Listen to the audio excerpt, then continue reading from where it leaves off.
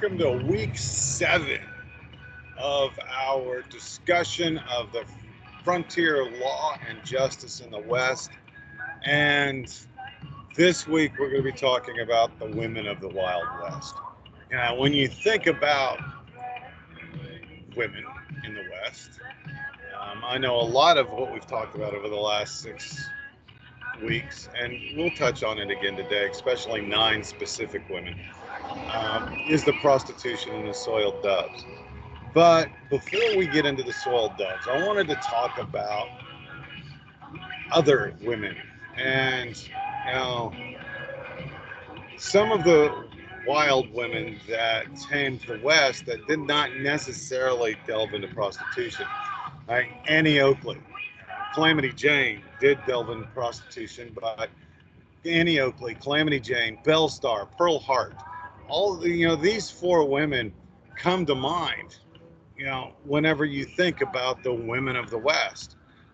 They're toting guns. These women of the Wild West shot down the view that life as a female pioneer was all about cooking and sewing and cleaning and caring for the children, being this Victorian woman, or being a prostitute. Okay, these women were born during a time when women stood in the shadows of their men. Okay, and a lot of times we kind of still see that today, right? Where women are an aspect of their husbands. My wife hates this, so if you ever bump into her, don't do this. But throughout my professional career, since we got married, actually, we got married September 2nd, 1985. We've been married for a long time. And when people see her, people bump into her, people meet her in, time out. I'm in Denton this week. I'll be in Denton next week. I'm here until next Wednesday. I'm at the Ray Roberts State Park, but the team streaming doesn't work too well. So again, I am at Starbucks. You can hear the music in the background.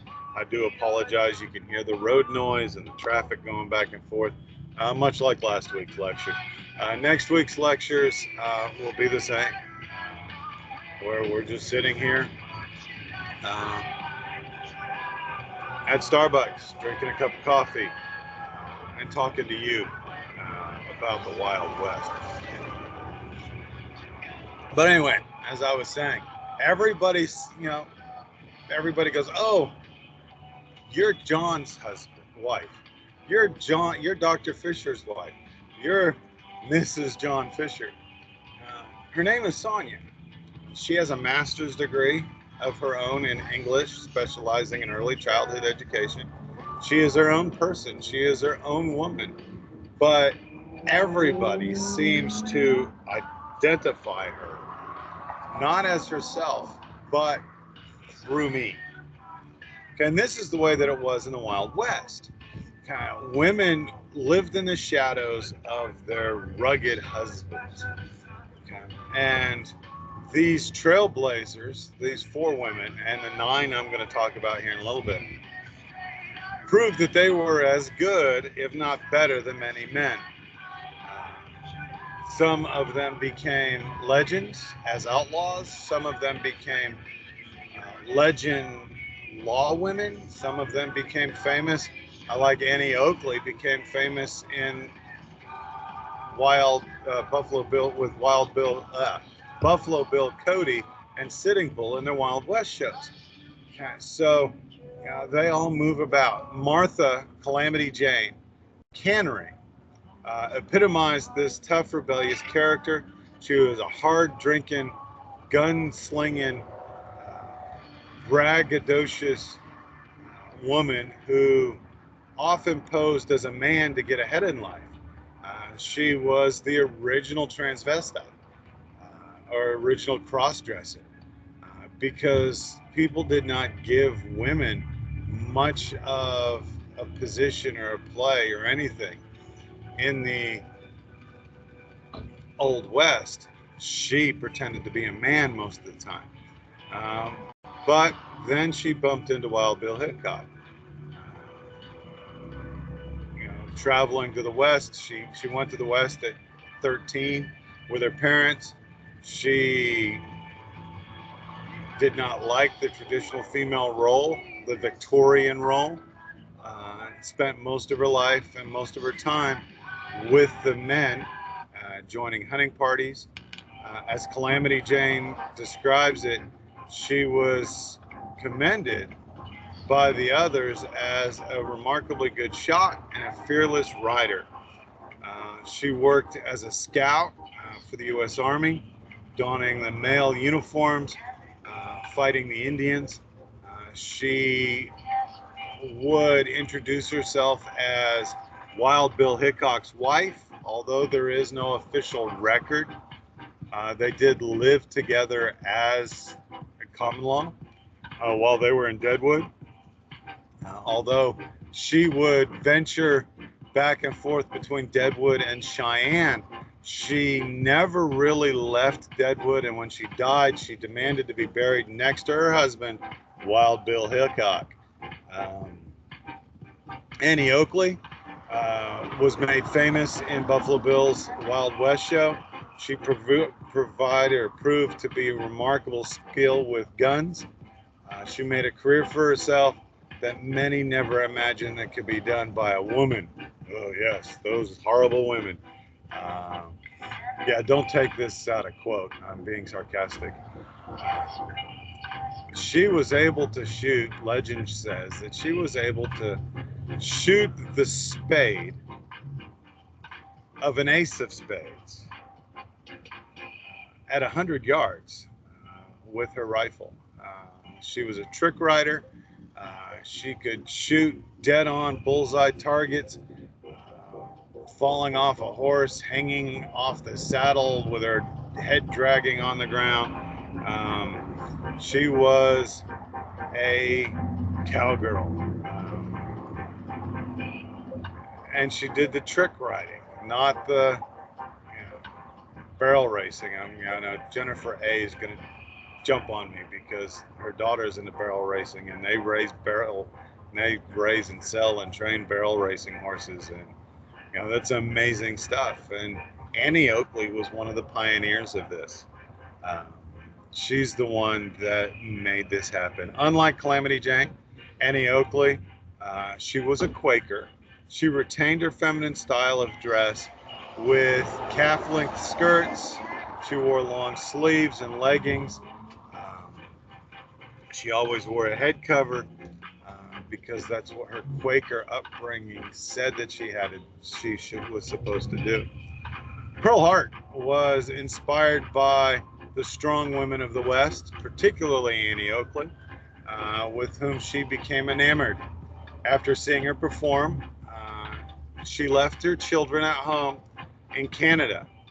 She moved to Arizona and found herself engaged in criminal activity as a solution to her financial woes. I'm sure she delved in prostitution as well, but she started with minor theft.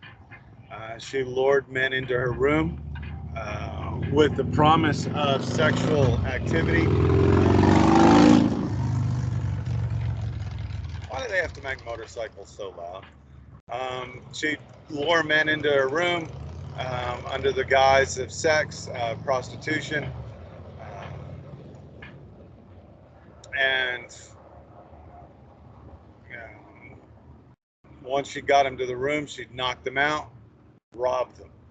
Soon Hart and her partner Joe Boot were planning more elaborate heists, robbing stagecoaches that ran between Florence and Globe, Arizona.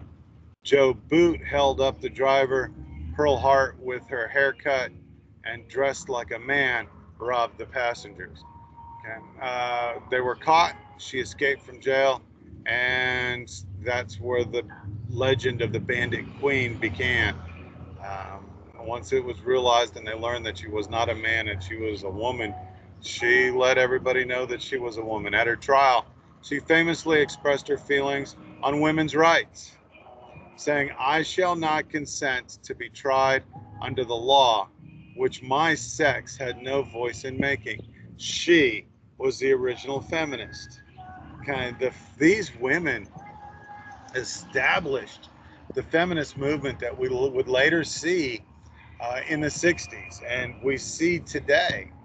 Um, Although I don't know if we can say we see it today because the women are not standing up fighting against this encroachment of their rights, of their liberty, of their freedoms by men who identify as women.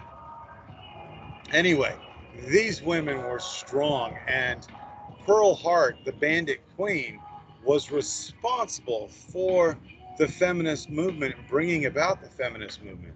And I agree with her. Why should a person be tried in a court of law where they have no voice in establishing that law? They had no representation. Just 110 years earlier, we fought a revolutionary war because we were with taxation without representation. You know, our country, and I was talking about this in my graduate lecture, our country was found on rebellion. Our country was founded on extremism. Our country was founded on fighting against the authority. And Pearl Hart was the epitome of this. Okay? She still ended up in prison.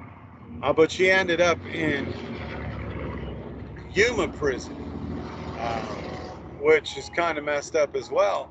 She was in prison with the men because there was no women's prison in Arizona at the time. All right. The Bandit Queen, the most famous Bandit Queen, was Belle Starr. Her association with Jesse James and the Younger Brothers and her extensive list of illegal activity made her one of the most notorious female outlaws in the Wild Wild West. She was a gun-toting, tobacco-smoking, tobacco-spitting outlaw. When her husband, Jim Reed, was shot by deputy sheriff after being in custody of a stagecoach robbery, Belle put her children in the care of relatives and took up a variety of illegal activities, organizing robberies, harboring criminals in and out of courts. She was in and out of courts and in and out of prison. Belle's life ended a suitably dramatic fashion. She was shot in the back while riding home from the store to her ranch.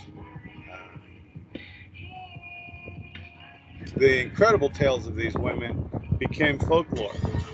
Their exploits have been romanticized and exaggerated in dime store novels and later in musicals and in motion picture industries.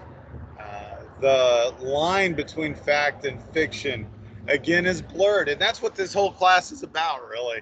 You know, we've been talking about the legend and the myth.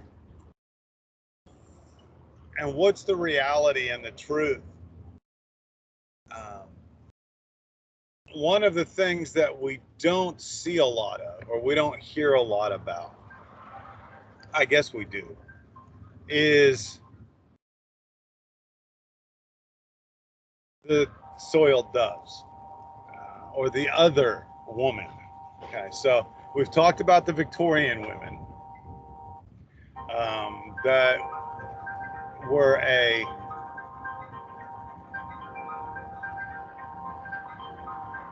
the Victorian women that were a shadow of their husbands. They had children, they kept the house, they made food, they sewed, they donned socks, they took care of their men. And then we've got the feminists who fought against the traditional role of the Victorian woman and were as good as the men. This third group of women have been known or called various euphemisms. Saloon girls, soiled doves, ladies of the evening, the red light ladies, A lot of other names have been used to describe the practitioners of the oldest profession in the history of the world. Next to ranching and farming. Cain and Abel was the first rancher and the first farmer. Abel was killed by Cain, so farming became the oldest, and then ranching. And then shortly after, one of Cain and Abel's sisters became a prostitute. In the West, they were found in bordellos and brothels, houses of ill repute. They were found in the opium dens and the hotels and the tents and the saloons. If you take my profiling class, I think we spent 2 lectures on prostitution and the different types of prostitution and where they come from. Hotels, tents, saloons, the cribs, like down in Tombstone. I talked about the cribs when we were talking about Tombstone. A lot of many fictional characters have been created around their profession. Belle Watling, Margaret Mitchell's Gone with the Wind, Kitty Russell on the long radio and television show Gunsmoke. But Kitty was actually, and I cannot remember her name now, but there was this saloon owner in Silver City, New Mexico, that Kitty Russell was modeled after. She was a gambler and a prostitute, and she owned her own saloon. Both of these characters were presented as being good-hearted, strong women with strong moral standards, despite their chosen field. And this is something that we find. If you go down to San Angelo and you go to Miss Hattie's saloon, and now Miss Hattie's is a steakhouse. But if you go to next door to the steakhouse, there's a jewelry store. You go into the jewelry store, and then you can go upstairs, and that's Miss Hattie's house of ill repute. That's a museum now. It was raided by the Texas Rangers in 1976. This horror house, this brothel, was still running in San Angelo, Texas in 1976.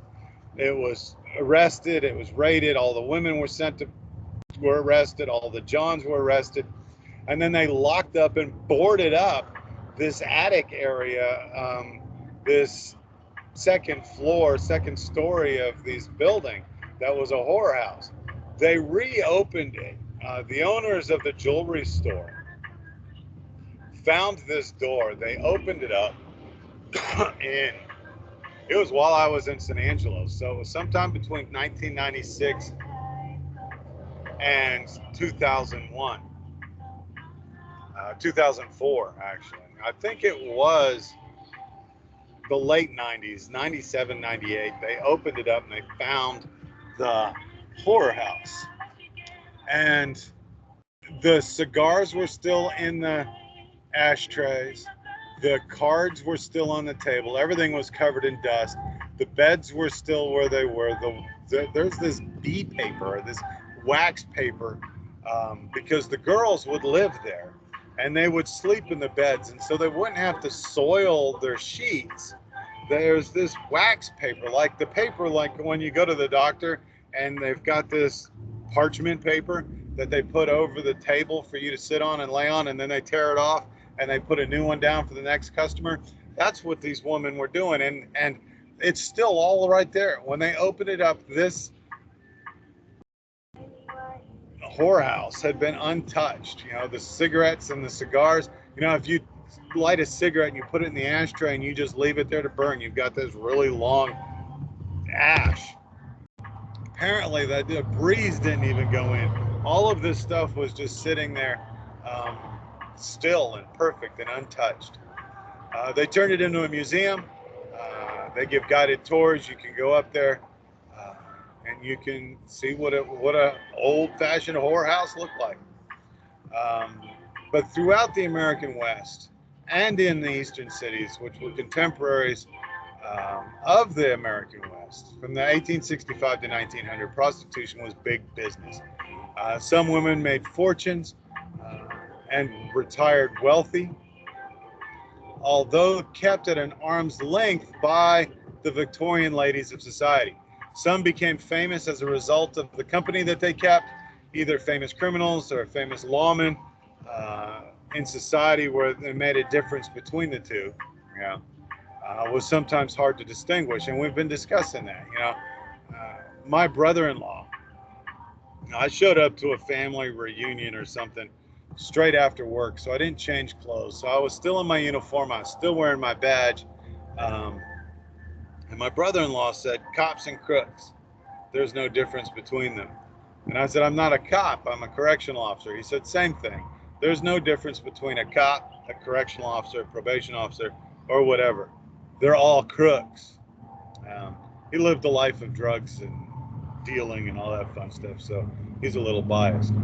Okay, so some became the basis of fictional characters in later works. Some became famous from other activities in addition to their occasional forays into prostitution, which was made necessary by the economic conditions. And this is a study I'd like to do. Out there in Odessa, we have,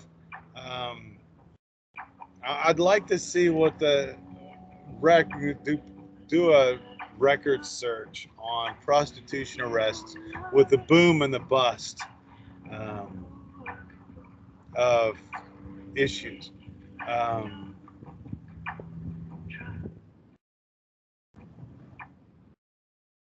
San Antonio was so proud of its sporting district, of its red light district, that they published an annual guide for tourists, those seeking a good time while in San Antonio. This guide, this book that San Antonio published, gave you the names, the addresses of every prostitute in the city limits of San Antonio. Yeah, pretty interesting stuff, huh? Um, Prostitution was not frowned upon as it is today. What we found a lot of times is mail order brides. These women from the East were ordered by the mail by these single guys out in the West. Okay, and there wasn't a whole lot of pictures, or the pictures were fabricated, they were doctored, or they were wrong. And the woman that showed up to get married wasn't the woman that was advertised, or the guy, he wanted his money back, and he wanted his investment back. And these women would end up on the streets in the different cities of the Wild West. And the only thing that they had to sell was themselves.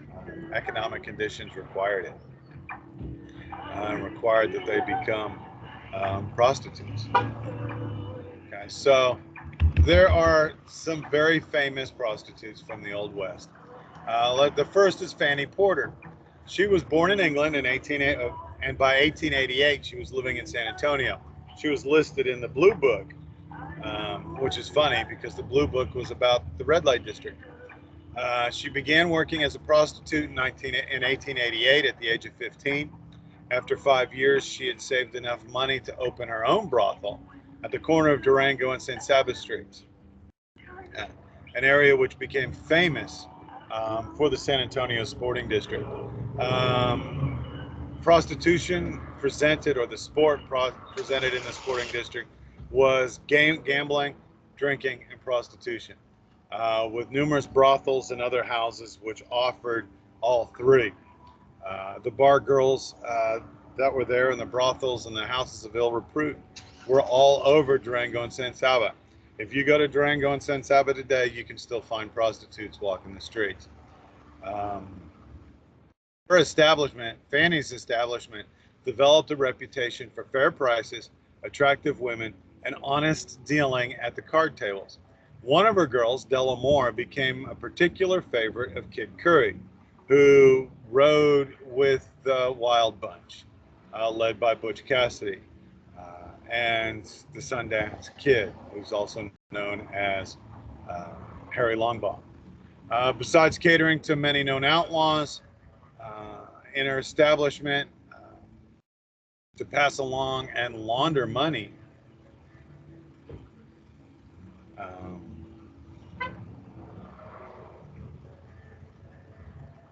She was also well known for catering lawmen. There were no national law enforcement apparatus at the time. The closest thing was the privately owned and operated Pinkerton National Detective Agency, whose operatives were frequent guests of the porterhouse. Fanny was well known among the outlaws for her discretion in keeping their presence secret. Even when the Pinkertons and other law enforcement were on the premises, by extension, customers on the right side of the law did not press her girls for information. That was one of the rules. You don't talk about your clients. The first HIPAA law, I guess you could call it, the first FERPA law. I can't talk about you. A lot of you guys are going to be sending me requests for letters of recommendation. Letters of recommendation to go to law school, to go to graduate school, to go. If you go into graduate school, you better come to mine. And then I can't write you a letter of recommendation. That has to be other people. But I can't talk about you, okay, unless you send me an email giving me permission. You know, one of you in this class sent me an email the other day saying, I'm applying to law school. Will you please write a letter of recommendation for me? I take that email and I put it into a file that says FERPA approved. When this student goes and applies to Texas Tech Law School, they're going to ask her for 3 or 4 references. She's going to put my name down. They're going to make her sign a waiver, a FERPA waiver. And then I'm going to get an email from them asking for a letter of recommendation. That's how it works. I don't send any letters directly to the student. They all go straight to the school. But if I do not have an email from you in my FERPA approved file saying, please write me a letter of recommendation, I'll respond and I'll tell them, sorry, I don't have an email given that authority. This was the rules in the whorehouses. These dubs, these women who sold themselves, some of them becoming very wealthy, didn't talk about their other clients. They didn't tell the lawmen about the bad guys, and they didn't tell the bad guys about the lawmen. And if a prostitute did violate this rule, her life was over. Her story was done. And nobody would talk to her again. You know, they wouldn't even hire her.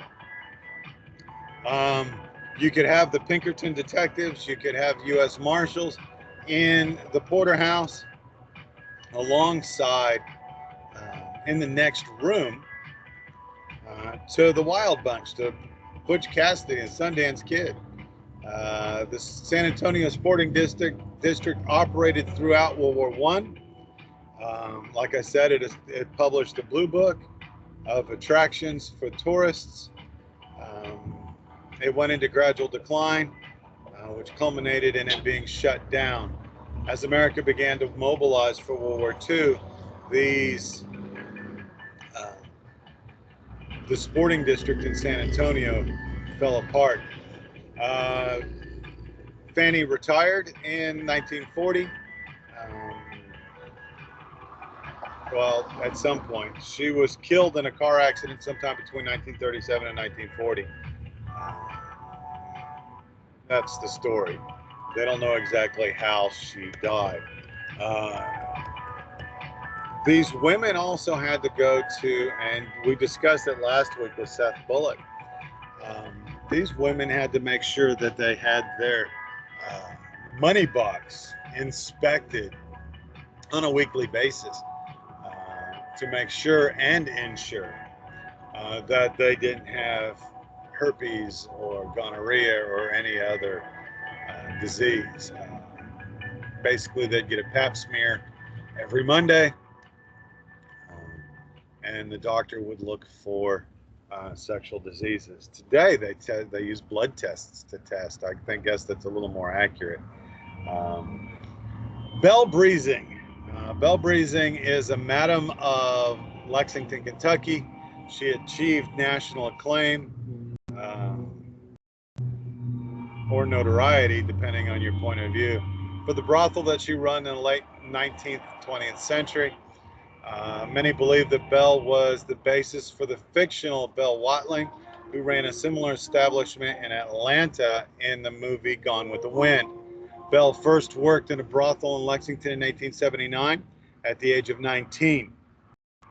The house had been a former residence of Mary Todd Lincoln, and it remains today as a historical museum to Mary Todd Lincoln, not to the brothel. She opened her first house of her own is unknown. She was granted a pardon by Luke Blackburn, the governor, in 82. For what the governor said was a Bowdy house. And other houses that she operated is now on the campus of Transylvania University, where it serves as a women's locker room. Okay. Bell became nationally known when the United States entered the Spanish-American War and units of the Army were encamped in Lexington. She made sure that the officers left with a smile.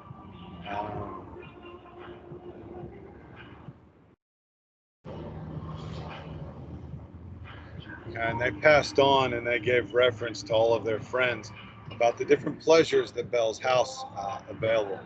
Her establishments were less expensive. Her earlier establishments were less expensive.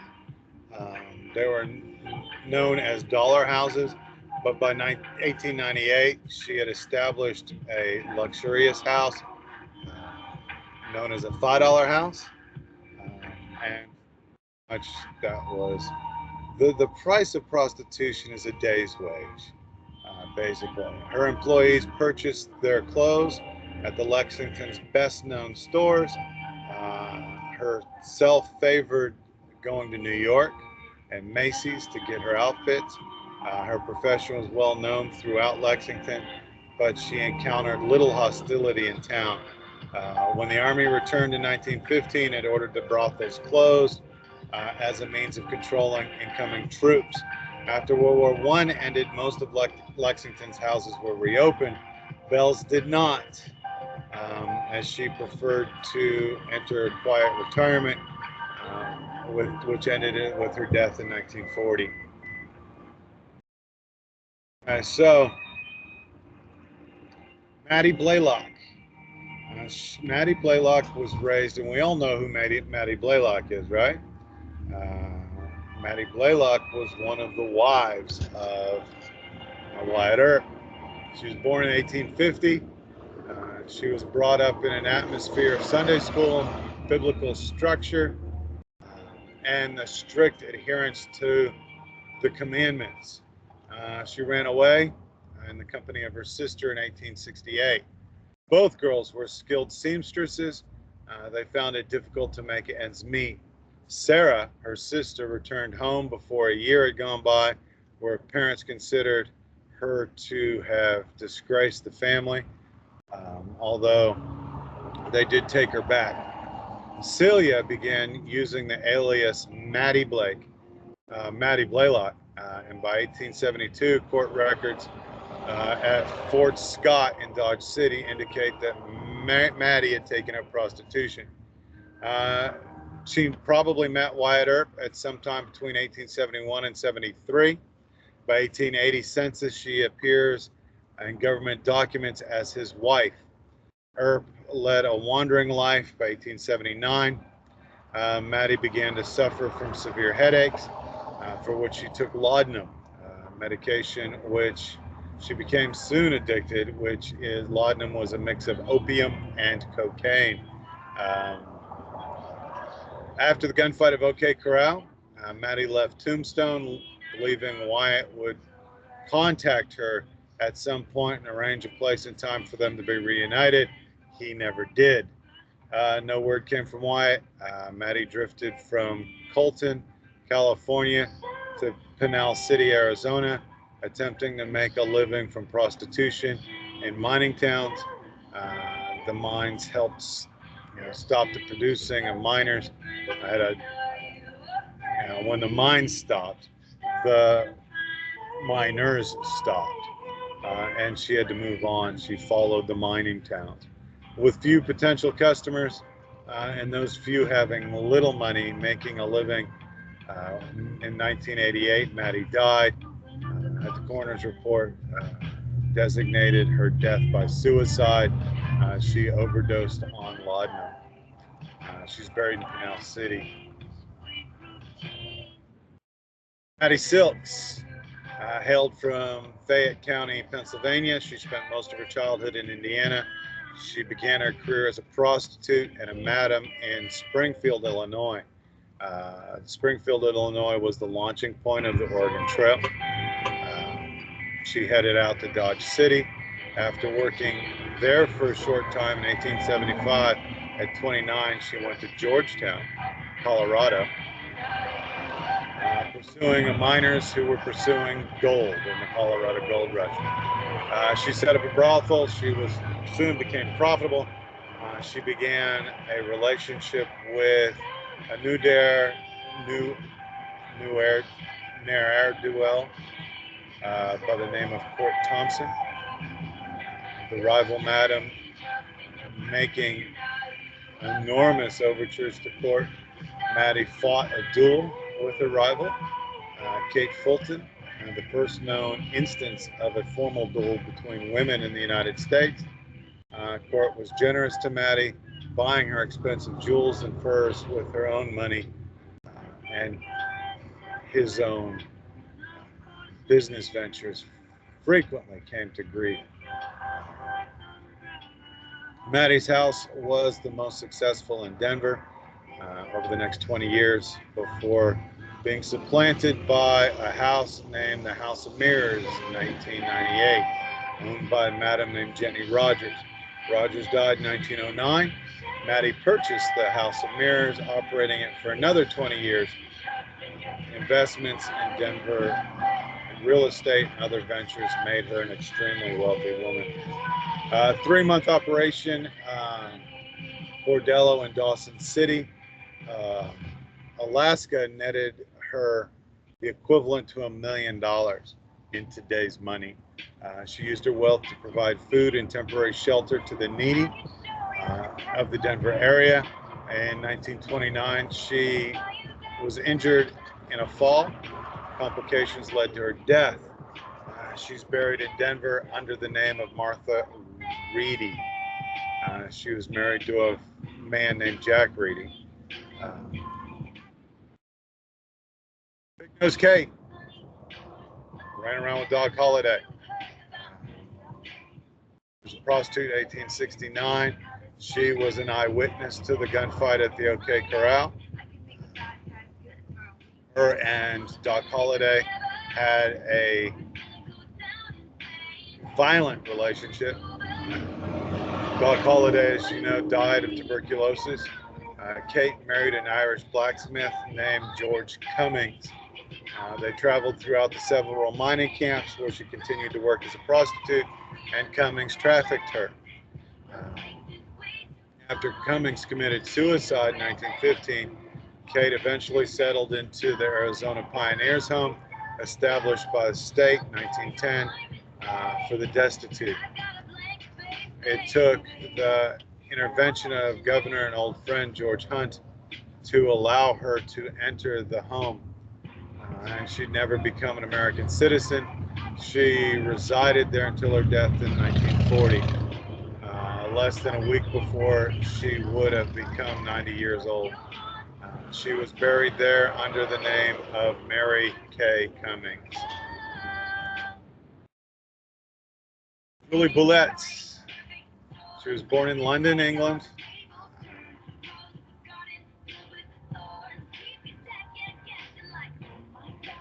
In Mississippi, well, she could have been born in Mississippi, where she was given the Christian name of Jewel, depending on what source that you look at. She ended up in Nevada chasing gold, or chasing gold miners. She was the only unmarried woman, one of the very few women at all in the camp. The readiness with which she took up prostitution to take advantage of her situation of being the only woman there. She made a small fortune. Although, at any rate, her status of being the only woman there was short-lived. Brothels and bordellos, saloon girls and streetwalkers were commonplace in this burgeoning city of Virginia City. Julia worked as an independent, living in a rented home. Grew to a boomtown. By 1867, Julia's body was found in her bedroom. She had been severely beaten, probably pistol whipped, and then strangled to death. She was buried the next day. The local newspaper began what became her legend, referring in obituaries to her great beauty, charm, and reverence in which she was held by the community. She was buried in Flower Hill. She was pistol whipped and raped and killed. Martha Jane Cannery, also known as Calamity Jane. We've talked about her and discussed her already. She was a prostitute to help in hard economic times.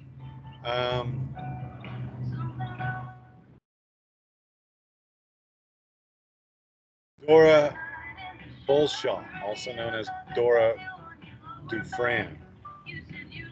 Where's Dora? Dora the Explorer.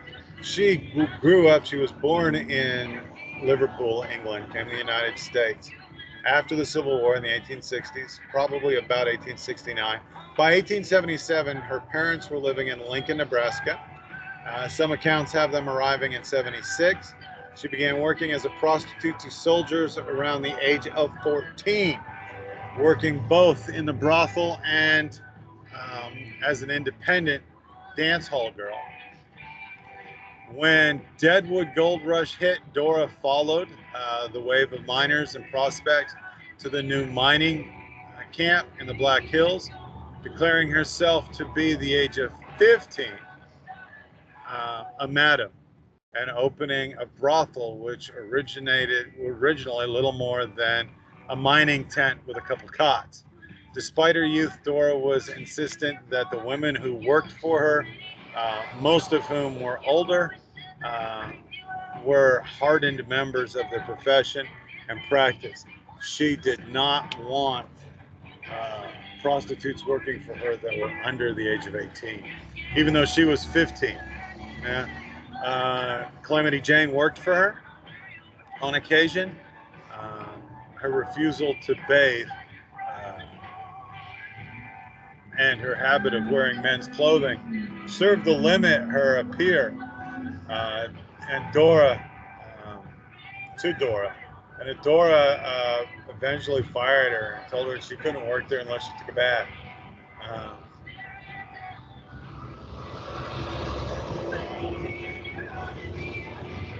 Dora enjoyed the company of cats, and Charlie Utter brought her a lot of cats to her brothel, and that is how it started to become known as the Cat House. And we still call prostitution houses or strip clubs cat houses today because of it. Dora's experience grew to include several brothels in nearby communities. In Seth Bullock's community of Belfourche, Miles City, and Sturgis. She married Joseph Dufran, one of the many professional gamblers who made mining camps and boomtowns their places of business. Dora Dufran wrote a 12-page pamphlet on Calamity Jane in life, and after the death of her husband, she relocated to Rapid City, where she opened another brothel. She died in 1934.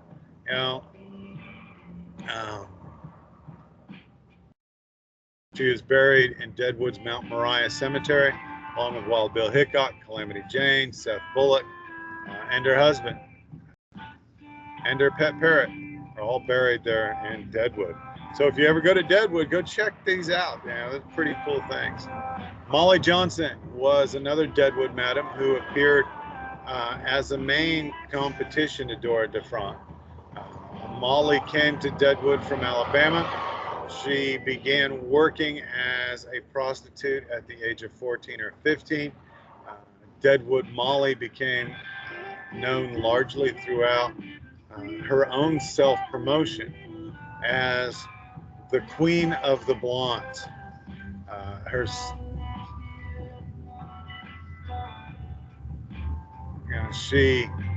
Her name or nickname was based on the fact that she only employed blonde women to work for her brothel, or within her brothel, as maintaining a separate boarding houses for itinerant minors and other drifters.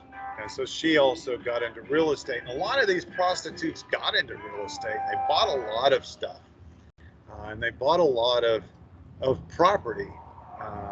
They would set up houses of refuge. They would give money to the poor. They'd create charities. And Molly was no different. By 1878, Deadwoods had a facility presenting touring shows and other entertainment known as the Bella Union Theater. She met Lou Spencer there whilst he was performing as a comedian. They were married in 1878. Although Spencer continued to tour and perform, and Molly continued working as a madam and a prostitute. They have a lot of work and a lot of things going on. Throughout our, there are a lot of, so there's three groups of women that we find. And I'm trying to find my mouse so I can minimize this and get back to my screen. So excuse me a second. Okay, so I'm sorry. We're at 47 minutes.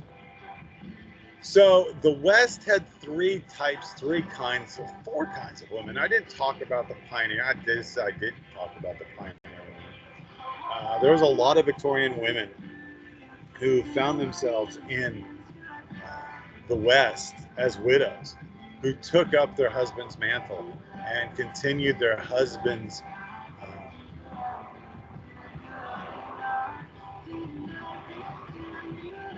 empire, like Mrs. McSween. And I don't remember her name. Isn't that funny? We were just talking about Lincoln County War last week? No, a week before last. And I forgot, was it Margaret McSween? You guys tell me in the forums.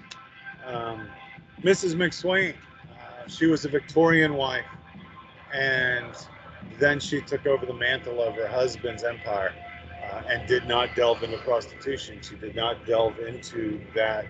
She didn't delve into crime. She became a feminist herself. But the Wild West was the establishment and the creation of feminism in the United States and in the history of the United States. So I'm going to go ahead and let you guys go. We're at an hour. I'll see you next week. I'll also see you in the forums.